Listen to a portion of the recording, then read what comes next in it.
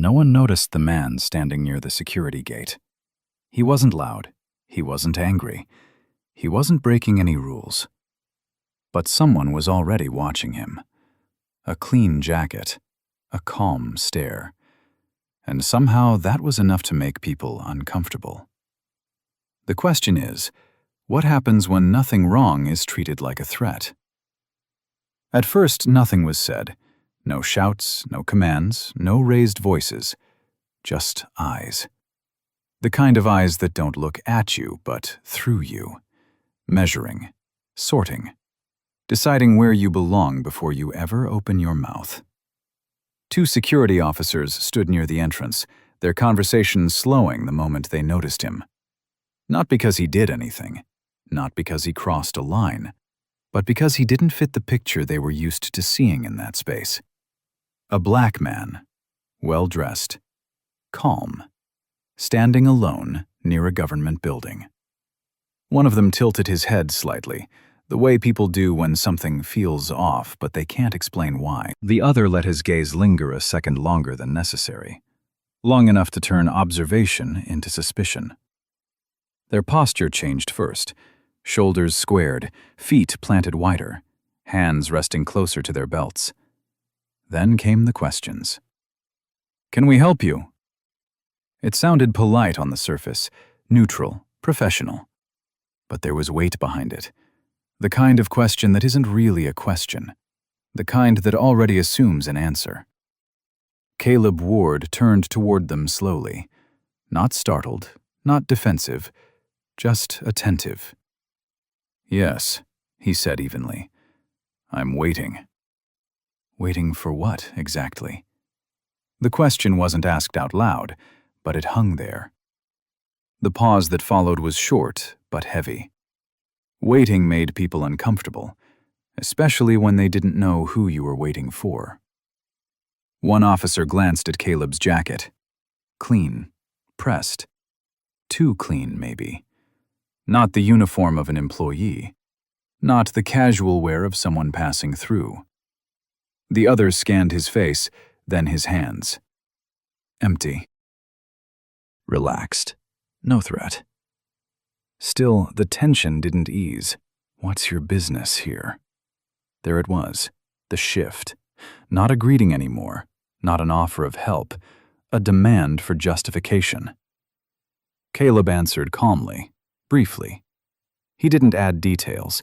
He didn't explain more than necessary. He had learned long ago that explanations could be used against you. The officers exchanged a look. The kind of look that says, "This isn't sitting right with me." It wasn't anger yet. It was something quieter, more familiar. The discomfort that comes when someone refuses to play the role you've assigned them. They circled him just enough to make the space feel smaller. A third officer drifted closer, pretending to adjust his radio. Another set of eyes, another presence. Still no rules broken, still no reason given. But the air had changed. People walking past slowed down, not enough to stop, but enough to notice, enough to sense that something was happening, even if they couldn't name it yet. Caleb noticed all of it. The looks, the silence, the way authority doesn't announce itself right away. It tests the water first. He didn't interrupt. He didn't challenge them. He didn't fill the space with nervous words. He watched. He watched how quickly curiosity became suspicion, how suspicion hardened into judgment. He watched how his calm seemed to irritate them more than any protest would have, because calm, in moments like this, is read as defiance. One officer cleared his throat. "Do you have identification on you?" There it was again. Another step, another small push. Caleb nodded once. Yes. He didn't reach for it yet, not because he refused, but because he understood something important. Before power moves its hands, it moves its eyes. And right now, this wasn't about ID. It was about control. The officers didn't know his name. They didn't know his role. They didn't know why he was there, and that uncertainty bothered them. They were used to categories: employee, visitor, threat. Caleb didn't fit neatly into any of them. He stood where he was, composed, observant, letting the moment reveal itself. Because sometimes the clearest truth about a system shows up before a single word is spoken. In the looks people give you when they think you don't matter. In the questions they ask when they think they're allowed to ask anything. And in the way silence, when held long enough, makes hidden assumptions rise to the surface. The moment identification entered the conversation, the balance shifted. Not dramatically. Not yet. Just enough to feel it. Caleb reached into his jacket slowly and handed over his ID. No rush, no attitude. Just a simple movement, careful enough to signal cooperation, controlled enough to avoid looking submissive. One officer took it. The other leaned in. They studied the card longer than necessary. Too long for someone who was just asking a question. The silence stretched. People passed through the security area behind them. A few glanced over. Most kept walking. This kind of pause was common enough not to stop the day, but strange enough to be noticed. The officer flipped the card once, then again. "Where are you headed?" he asked. Caleb answered. "Who are you meeting?" Caleb answered again. Each response was clear, direct, complete. And still, the questions didn't stop. The ID wasn't returned. That was the first real boundary crossed. It wasn't an arrest. It wasn't even an accusation. It was something smaller, something easier to justify. A delay. "Hang on a second," one of them said, already stepping away with the card in his hand. Not asking. Telling. Caleb didn't follow. He didn't protest. He stayed where he was. Another officer appeared from the side entrance. He hadn't been involved before. He hadn't seen the beginning. But he took his position anyway, forming a loose half-circle around Caleb. No one touched him. Yet. But the space was clearly no longer his. "Is there a problem?" the new arrival asked, his tone casual, eyes sharp. The first officer shrugged. "Just checking something." That was all it took. Checking something. The most flexible phrase in any authority handbook. It could mean seconds. It could mean minutes. It could mean as long as they decided it meant. Caleb glanced briefly at the camera mounted above the entryway. Then at the phones in the hands of a few people nearby, held a little higher than before. Someone had stopped walking altogether. Someone else slowed down. The scene was growing. Another officer leaned against the metal railing, arms crossed, watching with mild interest. Not concern, not urgency. Interest. This was no longer one person asking questions. It was a group maintaining a position. The officer holding the ID returned, but he didn't hand it back. He looked at Caleb instead. "You mind stepping over here?" he said, gesturing slightly to the side. Not into an office, not into a private space, just far enough to isolate. Caleb didn't move immediately. He looked at the officer's hand, still holding the card. Then he met his eyes. "Am I being detained?" he asked calmly. The question landed harder than it sounded. The officer blinked, just once. "No," he replied quickly. "We're just making sure everything's clear." Clear for who? That part went unsaid. "If I'm not being detained," Caleb said evenly, "I'd like my ID back." The pause that followed was different this time. Heavier. The officers exchanged looks. Not all of them, just enough. One of them shifted his weight. Another adjusted his belt. A third glanced around, checking who was watching.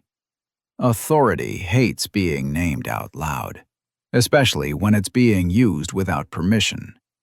The ID was handed back, but the tension didn't ease. Instead, it thickened. "Just stay right here for a moment," the officer said. His voice was firmer now, less polite. Still, no reason given. Caleb stayed. Not because he was ordered to, but because he wanted to see what would happen next. A phone was raised more openly now. Someone had started recording. Another officer noticed and smirked. "You getting all this?" he asked, half joking. A few chuckles followed. Nothing loud, nothing aggressive, but the tone had shifted. This wasn't about security anymore. It was about posture. Who could stand where? Who had to explain themselves? Who could make time stretch without consequence? Caleb remained still. His hands were visible, his stance relaxed. He said nothing. That silence unsettled them more than any argument would have, because silence doesn't escalate. It observes. One officer glanced at another. "We should call this in," he said, almost casually. No one disagreed. Another boundary crossed. A radio crackled to life. Caleb watched as the group subtly tightened. The circle became clearer, intentional.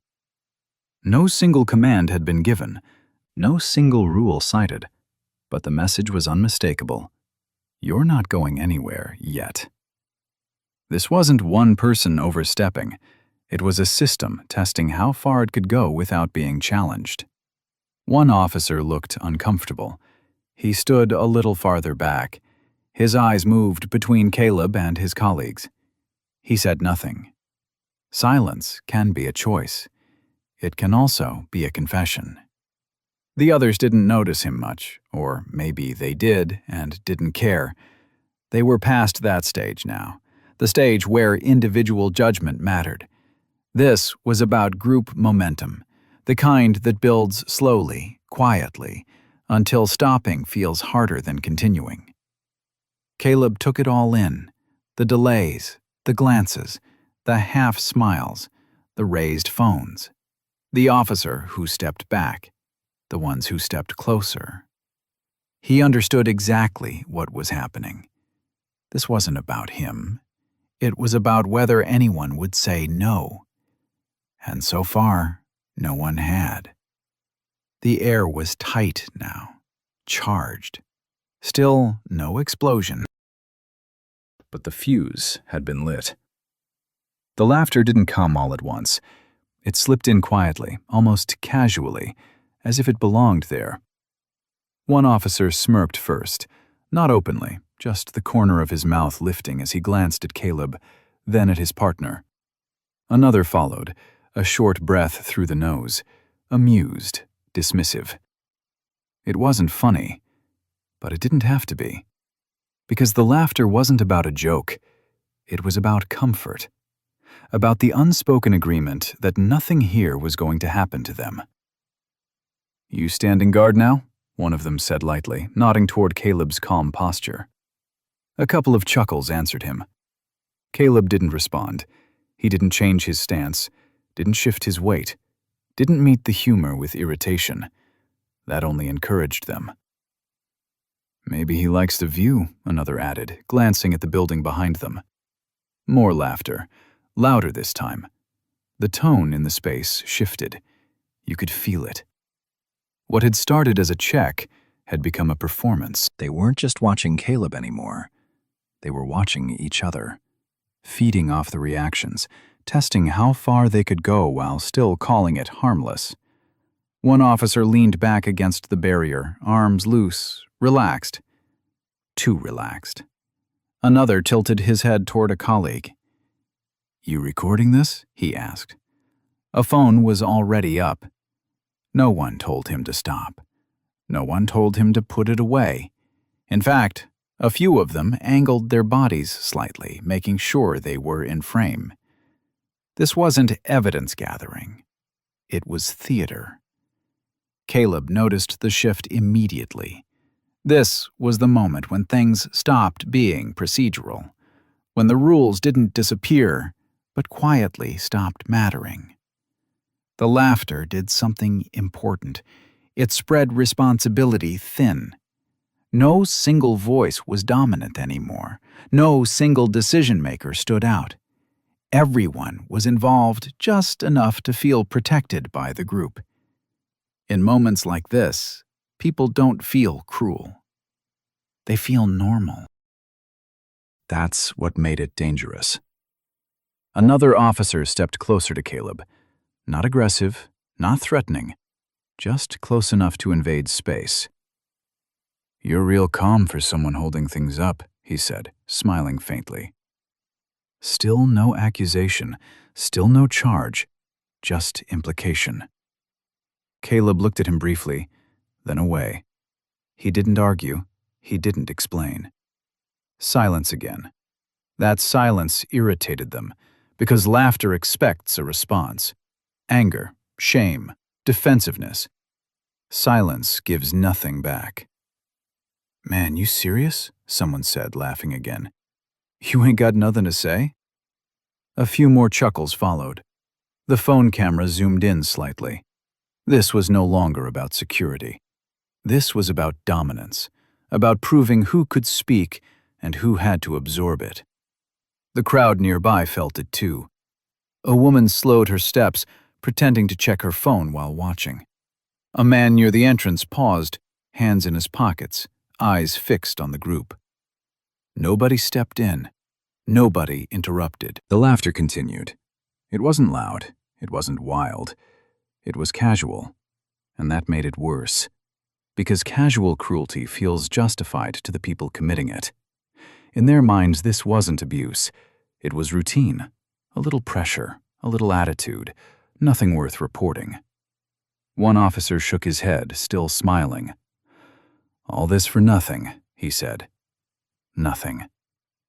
That word carried weight, because nothing was how they saw Caleb in that moment. No urgency, no consequence, no threat. Just someone to pass the time with. The laughter bounced between them, growing more comfortable with each exchange. They weren't watching themselves anymore. They were watching the reaction they expected. And when it didn't come, they pushed a little harder. One officer mimicked Caleb's stillness, standing stiff for a second before laughing again. "Look at him," he said, "like a statue." More laughter. A few heads turned. Someone else started recording. The atmosphere had fully changed now. This wasn't a checkpoint. It was a display. The laughter wasn't spontaneous anymore. It was deliberate. Each chuckle said the same thing. "We can do this. No one will stop us." Caleb stood exactly where he was, hands visible, expression neutral. He didn't smile. He didn't frown. He watched the laughter spread the way a crack spreads through glass. Slow at first, then all at once. This was the moment most people miss when they watch scenes like this. They focus on the violence when it comes. But violence rarely begins with force. It begins with permission.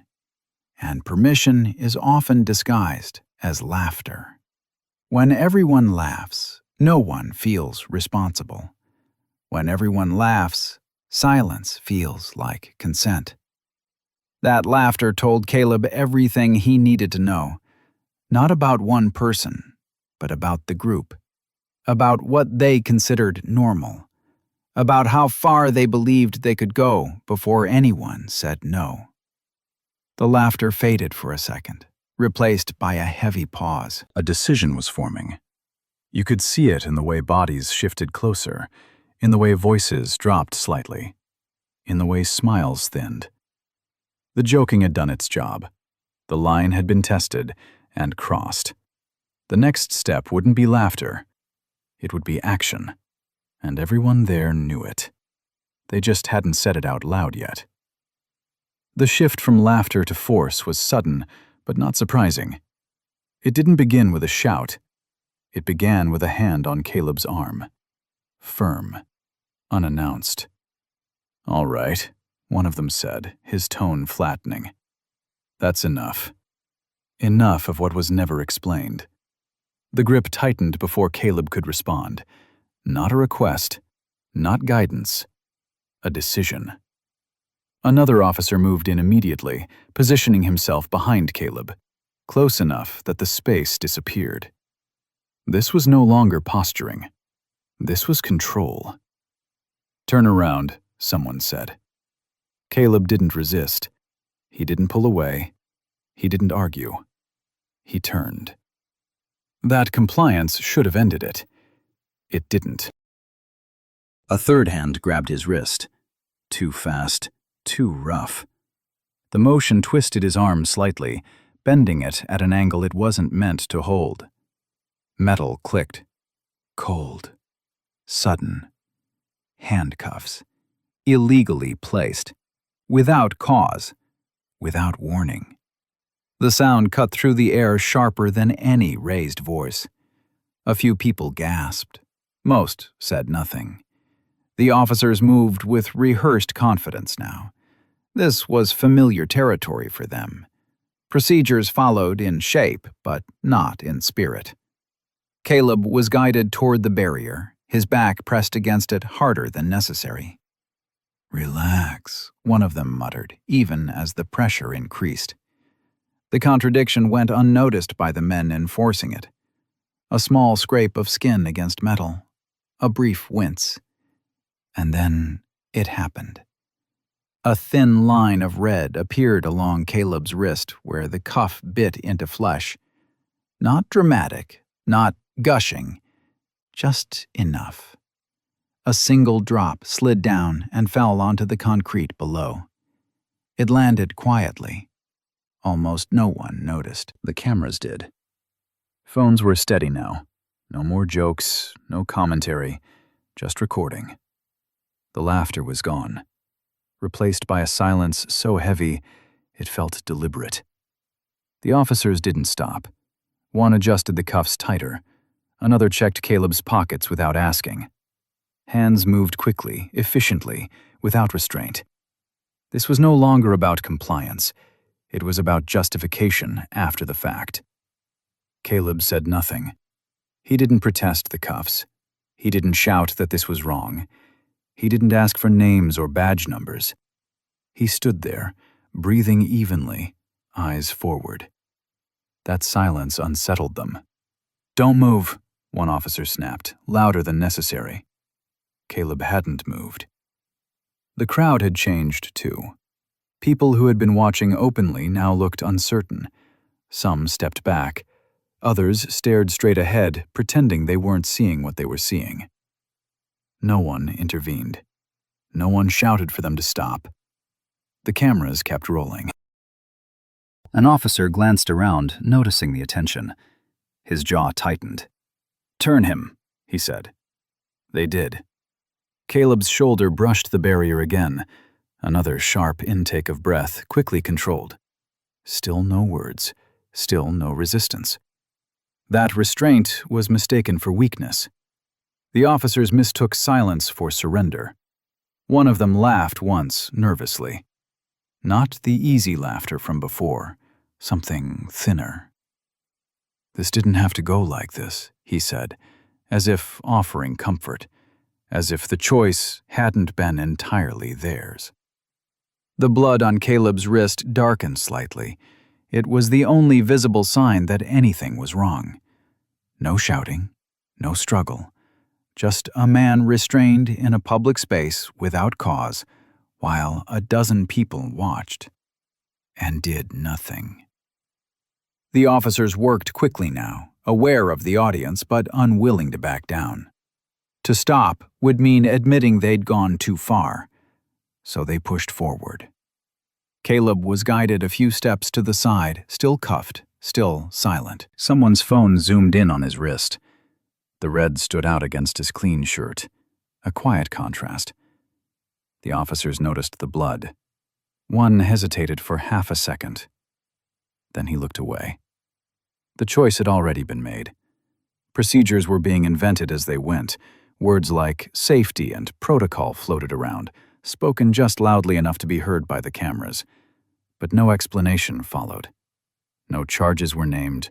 No rights were read. The silence grew. Not just from Caleb, from everyone. This was the silence that follows a line being crossed. When people realize they are witnessing something wrong, but aren't sure what to do with that realization. The officers moved as if the silence validated them, as if no one speaking meant no one objected. Caleb stood exactly as he had before, back straight, hands restrained, eyes calm. He did not look at the blood. He did not look at the officers. He did not look at the cameras. He stared ahead, focused, present. The moment stretched. Every second added weight. The officers shifted, growing more tense by the second. Force had been used, and force leaves marks, not just on skin, on records, on footage, on careers. They knew it. The crowd knew it. The cameras knew it. Caleb knew it. Still, he said nothing. That silence was no longer passive. It was deliberate. And it was terrifying. Because violence demands a reaction, and when none comes, it exposes itself. The cuffs remained locked. The blood remained visible. The cameras remained steady. And the system, having chosen force, could no longer pretend this was routine. The next moment would change everything. But for now, there was only the aftermath of a choice made too quickly, and a silence no one could take back. Most people watching this moment think the same thing. Why doesn't he fight back? Why doesn't he shout, pull away, demand answers? Why does he just stand there? In a situation like this, every instinct screams for reaction. The body wants to tense. The voice wants to rise. The mind wants to push back against the injustice of it all. That instinct is human, but it is also predictable. Caleb knew that. He felt the cuffs on his wrists. He felt the sting where metal pressed into skin. He knew cameras were pointed at him. He knew eyes were watching. And still, he stayed still. Not frozen, controlled. There is a difference. Weakness is losing control of your response. Strength is choosing it. The officers mistook stillness for submission. They assumed silence meant compliance. They believed they had broken him. They were wrong. Caleb wasn't standing still because he had no options. He was standing still because he understood the moment better than they did. In any system governed by rules, the first person to lose discipline loses protection. Raising his voice would have turned this into a confrontation. Pulling away would have justified escalation. Arguing would have shifted the focus from their actions to his reaction. Caleb denied them all of that. He gave them nothing to hide behind. No resistance, no outburst, no excuse. Every second he stood there calmly, the imbalance became clearer. The cuffs, the blood, the silence, all of it pointed in one direction, toward them. This is the part that unsettles people, because we are taught that strength looks loud, that courage looks aggressive, that dignity demands confrontation. But sometimes, dignity looks like restraint. Caleb's stillness forced the moment to reveal itself. The officers had to keep going or stop, and stopping would mean admitting fault. So they continued. That choice was theirs. Each action they took added weight to the record being created in real time. The cameras didn't blink. The witnesses didn't intervene. The only thing moving was the line they were crossing. Caleb didn't need to say a word to document it. His calm made their behavior louder than any argument ever could. This is what discipline looks like under pressure. Not passivity, precision. Caleb knew that in this space, under these conditions, the truth didn't need help. It needed time. Time to be captured. Time to be undeniable. Time to stand on its own, without emotion muddying the facts. The officers grew more tense as his silence continued. They wanted a reaction, something to point to, something to blame. They got none. That imbalance shifted the power without anyone noticing at first, because power isn't always about who's holding someone down. Sometimes it's about who's still in control of themselves when it happens. Caleb's calm wasn't an accident. It was a decision. A disciplined refusal to let the moment drag him into their chaos. He didn't shrink. He didn't plead. He didn't perform for the cameras. He let the system show its hand. And systems reveal their flaws fastest when no one interrupts them. This is why his stillness matters. Because if he had fought back, this would have been written off as another volatile encounter, another messy incident, another blurred line. Instead, it became something else. Clear, uncomfortable, undeniable. The viewers who felt anger now felt something different. Respect. Not because he endured pain, but because he understood consequence. Caleb wasn't trying to win a fight. He was documenting a failure of judgment, a failure of restraint, a failure of leadership. And he did it by doing the one thing that terrified them most. He stayed in control. In moments like this, patience becomes power. Not the loud kind, the kind that waits. The kind that lets others overstep. The kind that understands that in a system bound by rules, the person who breaks them first loses everything. Caleb stood still, and by doing so, he allowed the truth to move freely. The violence didn't weaken him, it exposed them. And the story was no longer about a man in handcuffs. It was about a system that couldn't stop itself once no one pushed back. That's when the viewers stopped feeling angry and started paying closer attention, because they realized something important. This wasn't endurance. It was strategy. And the most dangerous thing in any corrupt system is not resistance. It's restraint with witnesses. The shift didn't happen all at once. It began with hesitation. A hand paused mid-gesture, a voice lowered. A radio crackled, then went quiet. One of the officers finally looked down at the cuffs, then at the blood on Caleb's wrist, then back at his face. And for the first time that morning, they really looked at him. Caleb raised his eyes slowly. Calm, measured, unchanged. "Call it in," he said. It wasn't loud. It wasn't threatening. It wasn't emotional. It was procedural. That single word landed differently than everything before it. One officer laughed nervously. Another shook his head, already sensing the ground moving under his feet. "Call what in?" someone asked. Caleb didn't answer right away. He turned his wrist slightly, just enough for the metal edge of a small, matte-finished credential to catch the light. It wasn't flashy. No badge, no insignia meant to impress. Just a seal. And a number.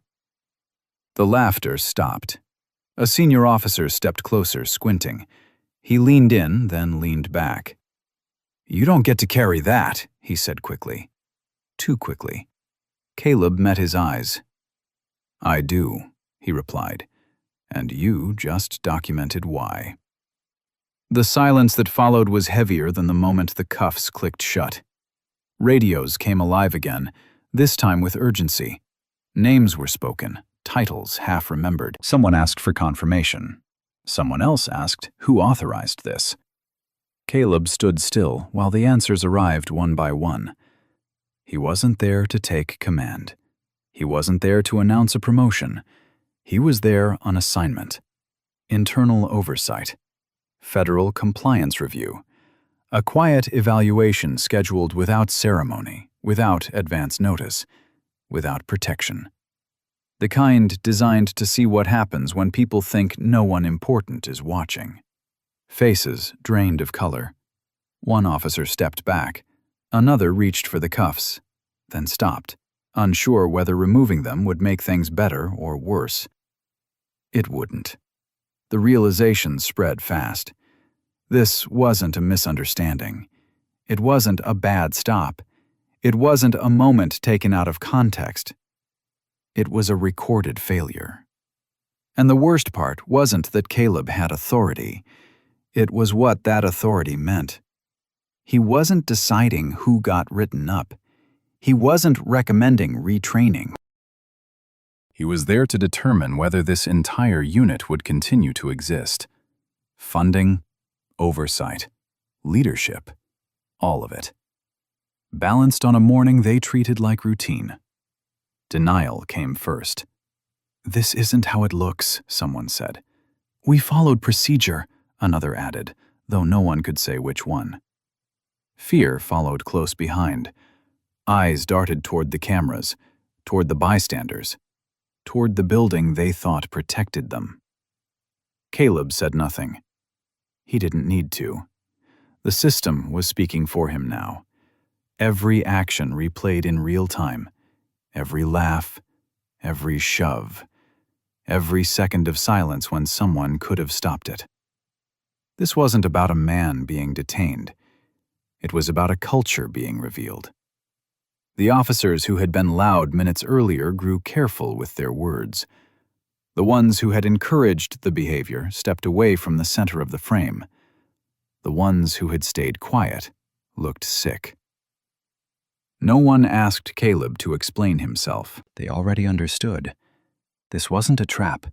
It was a test, and they had volunteered their answers. Caleb finally spoke again. "For the record," he said evenly, "this evaluation was unscheduled, by design. No anger, no satisfaction, just clarity.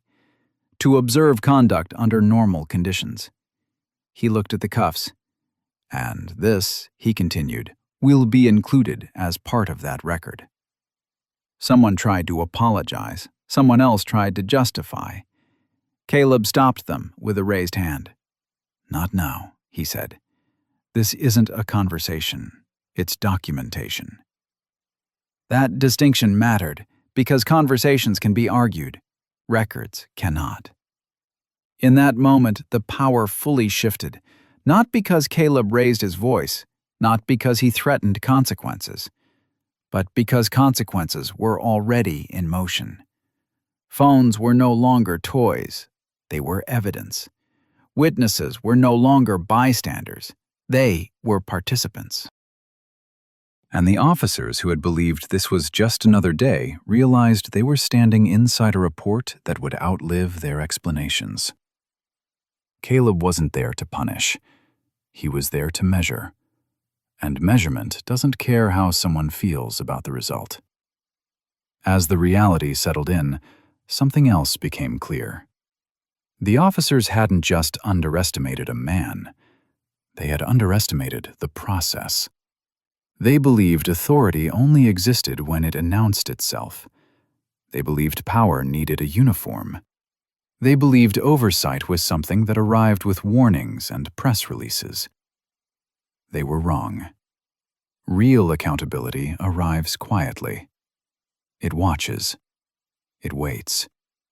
And when it speaks, it does so with receipts.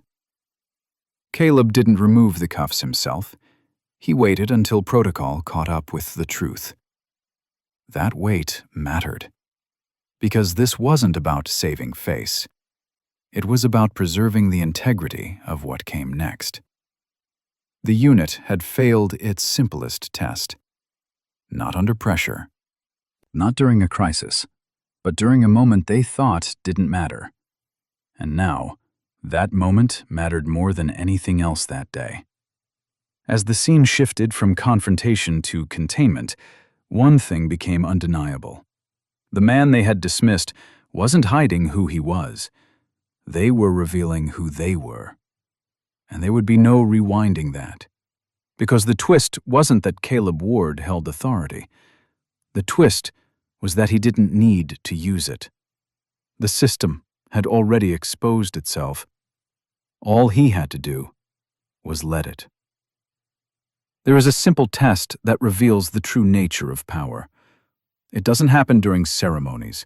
It doesn't happen in meetings. And it doesn't happen when rules are being quoted out loud. It happens in moments like this, when no supervisor is present, when no press badge is visible, when no one in the room believes there will be consequences. That is when systems tell the truth about themselves. What unfolded outside that building wasn't chaos. It was routine.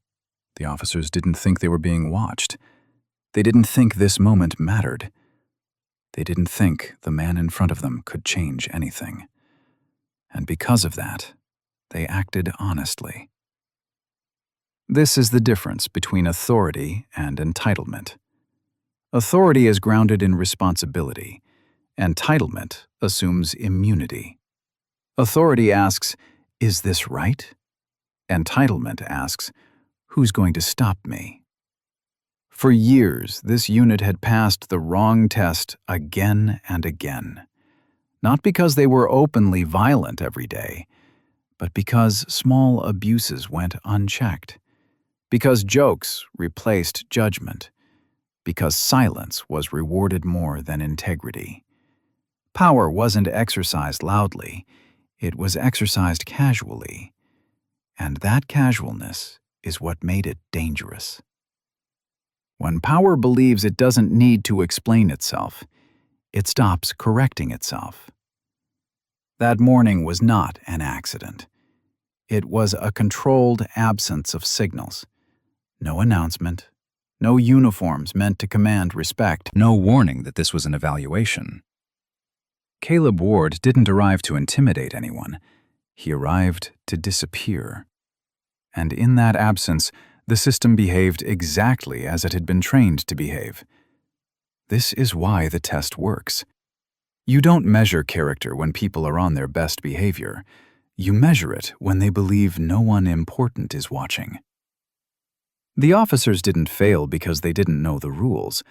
They failed because they didn't believe the rules applied in that moment. That belief didn't come from nowhere. It was taught. By years of unchecked discretion. By peers who laughed instead of intervening. By leaders who prioritized quiet over correction. The most telling moment wasn't the restraint. It was what came before it. The smiles, the jokes, the comfort. That comfort revealed something deeper than aggression. It revealed normalization. And once something feels normal, it no longer feels wrong. This is why true oversight doesn't announce itself. Because announced oversight only tests compliance. Unannounced oversight tests culture. Caleb didn't provoke anyone. He didn't challenge authority. He simply removed the illusion of consequence. And in doing so, he allowed the truth to surface. That is real power. Not the power to dominate, the power to expose. Real power doesn't need to raise its voice. It doesn't need to threaten. It doesn't need to rush. It waits. Because it knows that time reveals patterns, and patterns don't lie. The officers believed they were exercising control. What they were actually doing was documenting failure. Every step taken without cause. Every delay without justification. Every laugh that replaced judgment. Each one answered the same question. What happens when you think no one is watching? The answer wasn't unique to this unit. It was familiar. And that's what made it so damning. Because if this behavior feels ordinary, then the problem isn't a person. It's a system that stopped examining itself. Caleb didn't change the outcome by asserting rank. He changed it by refusing to interrupt the process. He let it run. He let it speak. And when it finished speaking, there was nothing left to debate. This wasn't punishment. It was diagnosis. And diagnosis always comes before reform. The simplest test of power is not how it responds to resistance. It's how it behaves in comfort. When it assumes safety, when it assumes silence, when it assumes permission. That morning stripped those assumptions away, and what remained was the truth. Not about one officer, not about one incident, but about how easily power forgets its purpose when it stops being observed. That is why this wasn't random. It was deliberate. Because real accountability doesn't arrive with warnings. It arrives quietly. It stands still, and it watches what you do when you think it doesn't matter. That is the test. And that is the moment this system failed. It's tempting to believe that abuse of power comes from bad people, that if you remove one officer, one supervisor, one name from the roster, the problem goes away. But that belief is comforting because it's simple, and it's wrong. Systems don't collapse because of one person. They decay because of what they allow to repeat. No one wakes up on their first day intending to cross a line. The process is slower than that. It begins with a small shortcut, a comment that goes unchallenged, a rule bent just this once. Nothing explodes, nothing gets reported. And because nothing happens, the behavior learns something important. It learns that it works. The next time, the line moves slightly farther. Still no consequence. A colleague laughs instead of correcting it. A supervisor looks the other way to avoid paperwork. A bystander stays silent because it's easier than standing alone. This is how permission is created. Not written, not spoken, but understood. Over time, the abnormal becomes familiar. Familiar becomes acceptable. Acceptable becomes policy in practice, even if not on paper. This is the soil where abuse grows. Not hatred alone, not anger alone, but repetition without interruption. The officers involved that morning didn't think of themselves as villains. They thought of themselves as experienced, street smart, realistic. They believed they knew when rules mattered and when they didn't. That belief didn't come from nowhere. It came from years of reinforcement. Every time someone crossed a line and nothing happened, the system sent a message: this is fine.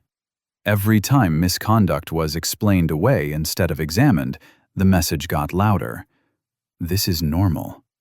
Every time silence was rewarded with belonging, the message became permanent. This is how we do things here. That's why focusing on one individual misses the point. You can remove a name. You can terminate a badge, but if the environment stays the same, the behavior will return.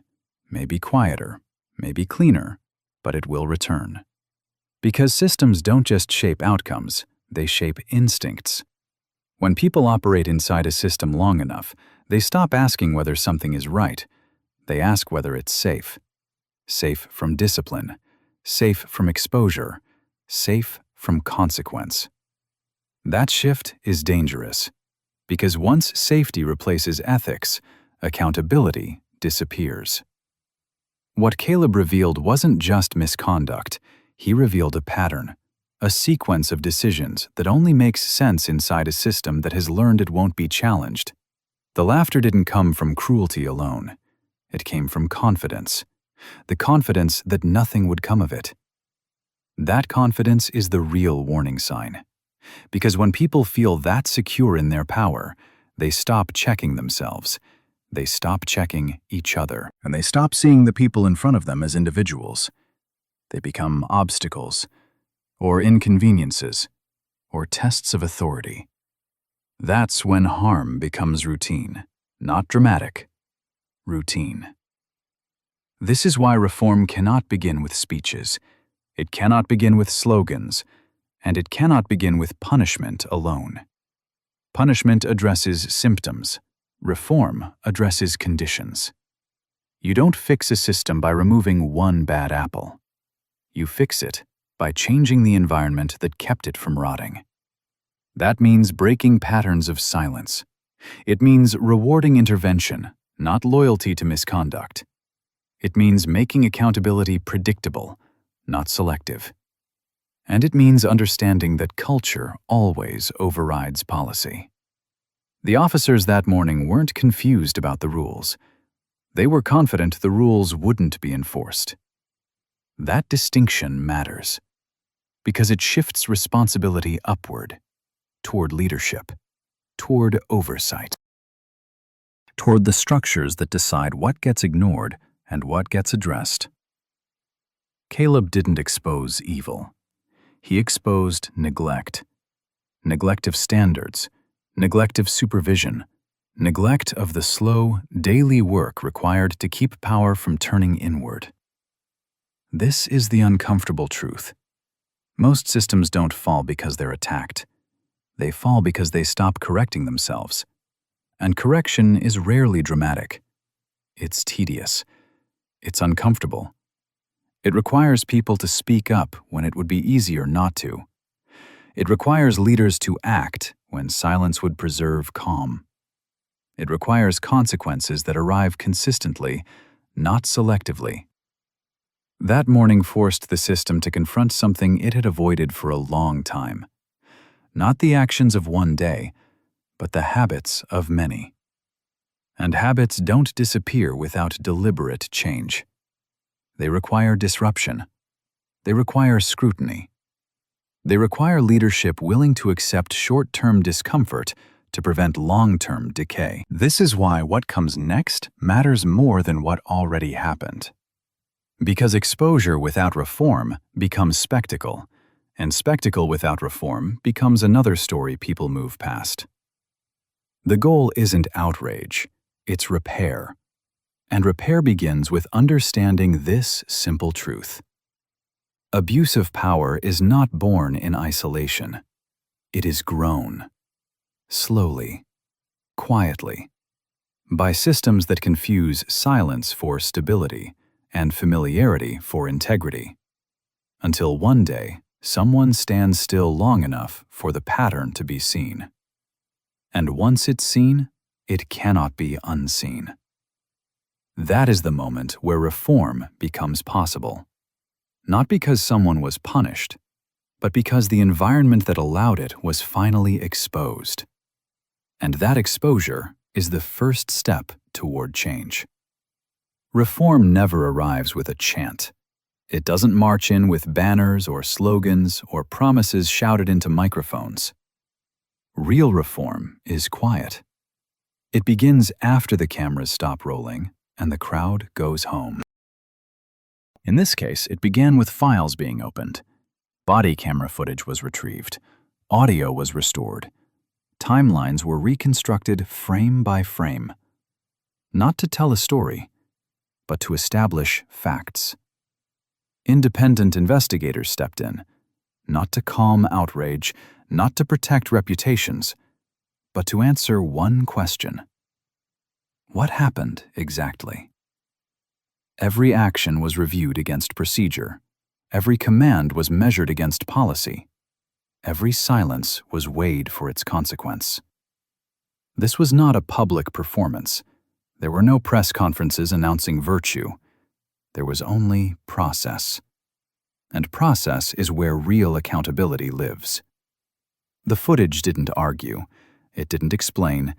It simply showed. Moments where protocol was ignored. Moments where judgment was replaced by impulse. Moments where power crossed from authority into entitlement. Once those moments were documented, decisions followed. Not emotional ones, deliberate ones.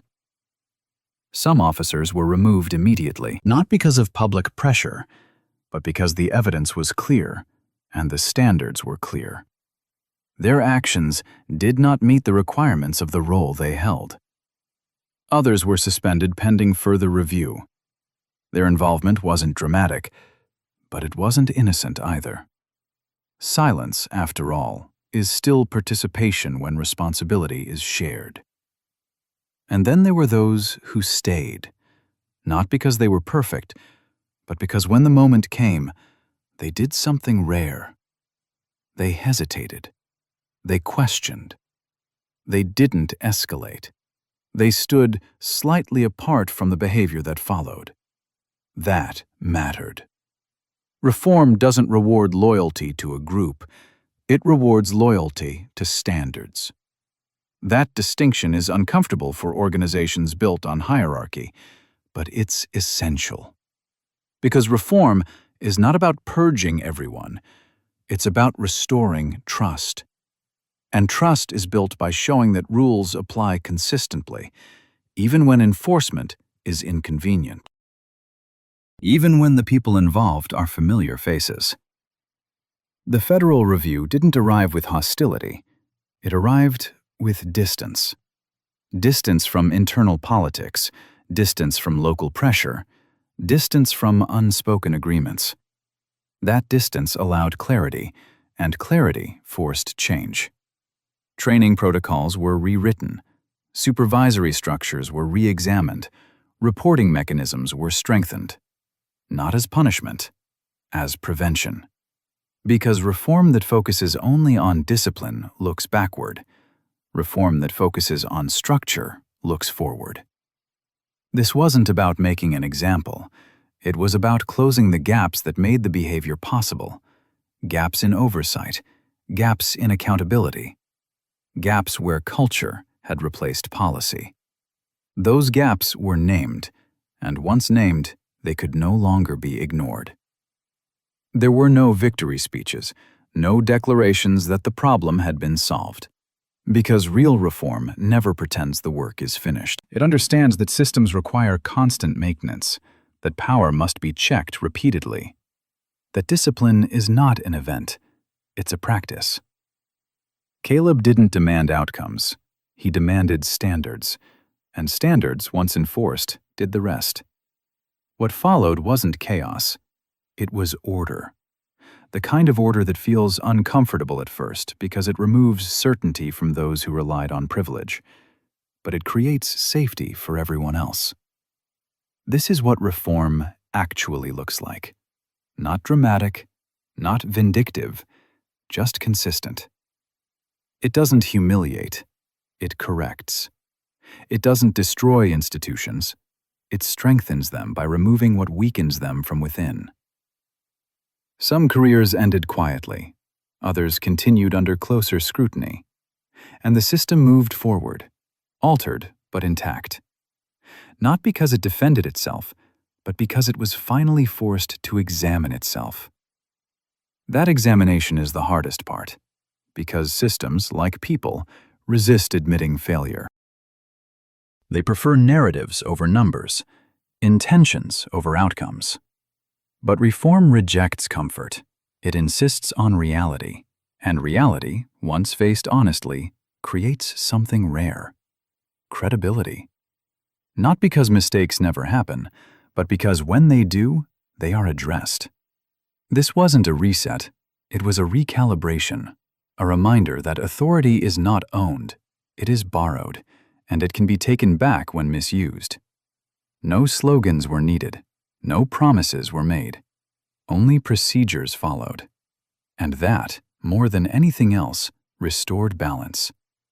Because in the end, reform isn't loud. It doesn't need to be. When systems work the way they're supposed to, justice speaks quietly. And it leaves behind something stronger than outrage. It leaves behind structure. And structure is what prevents the next failure from ever happening the same way again. But here's the part of the story that doesn't belong to Caleb. Because most people watching this are not him. You don't walk into buildings with hidden authority. You don't carry institutional power in your pocket.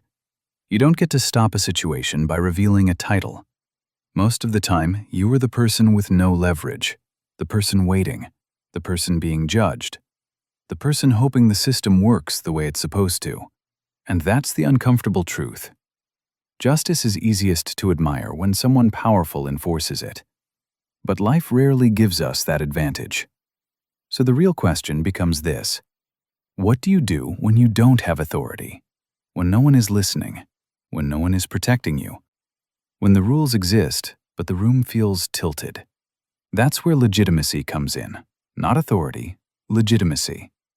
Authority is granted from above. Legitimacy is earned over time. It's built quietly, through consistency, through restraint, through choosing the long path when the short one would feel better. Caleb didn't rely on power in that moment. He relied on discipline. And discipline is available to anyone. You don't need rank to remain composed. You don't need permission to follow the rules. You don't need status to refuse escalation. Those choices don't look heroic in the moment. They look passive. They look weak. They look like you're losing. But they aren't. Because legitimacy compounds. Every time you act with restraint, you build a record. Every time you choose procedure over impulse, you build credibility. Every time you refuse to mirror bad behavior, you create distance from it. That distance matters later. Not immediately. Later. Most people misunderstand power because they confuse noise with strength. They think the loudest voice wins, the fastest reaction dominates, the hardest push decides the outcome. But systems don't actually respond to force. They respond to patterns. And patterns expose truth. Caleb didn't change the situation by fighting it. He let it reveal itself. That option is available even when you have no authority. Because legitimacy doesn't demand control, it demands consistency. You don't win by proving you're right in the moment. You win by being impossible to discredit over time. That's not inspiring advice, it's practical advice. Because most injustices don't end with dramatic reversals. They end with documentation, with witnesses, with quiet records that can't be argued away. People think dignity is a personality trait. It's not. It's a strategy. It's choosing behavior that survives scrutiny, even when emotions are high, even when provocation is deliberate, even when the outcome feels unfair, especially then. If you're not Caleb Ward, your strength doesn't come from exposure. It comes from accumulation, from showing again and again that your conduct doesn't change under pressure, that you don't need permission to be disciplined, that you don't need recognition to act correctly. That kind of legitimacy is invisible at first, but it's durable. It travels. It follows you into rooms you haven't entered yet. And when accountability finally arrives, legitimacy determines who is believed, who is protected, who is heard. That's the part no one talks about. Justice doesn't just punish wrongdoing. It selects credibility, and credibility is built long before it's needed. Caleb didn't reveal who he was to win respect. He revealed it to confirm what his behavior had already proven. That's the difference. Most people wait for recognition before acting with integrity. That's backwards. Integrity is what creates recognition. So if you're watching this and thinking, I would never have that kind of power, you're probably right. But you don't need it. Because the most reliable form of power isn't granted. It's accumulated. Slowly. Quietly, without applause. And when the moment comes, when systems finally have to choose who to trust, legitimacy speaks louder than authority ever could. That's the part of the story that belongs to you. The story didn't begin with violence. It began with a look, a quiet judgment made before a single word was spoken, a decision formed before any rule was broken. From there, everything followed a familiar path. Suspicion became questioning. Questioning became control. Control became force. And force eventually met the light. That's how these moments usually unfold. Not all at once, not dramatically, but step by step until something irreversible happens. What changed this story wasn't outrage.